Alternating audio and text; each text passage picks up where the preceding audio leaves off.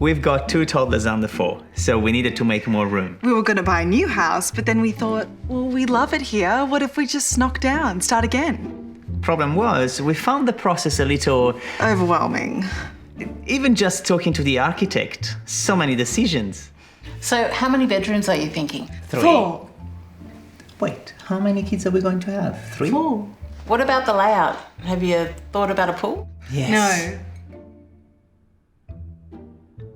But there was one thing that was straightforward, getting a loan for the build, Our bank suggested a construction loan. which is a type of home loan. It let us pay our builders in stages, and during construction we only had to pay interest on the money we borrowed as we used it. And with that sorted, we could focus on all the building decisions. We love our new home. And we made that other decision. We're having a built a baby. We're having a baby.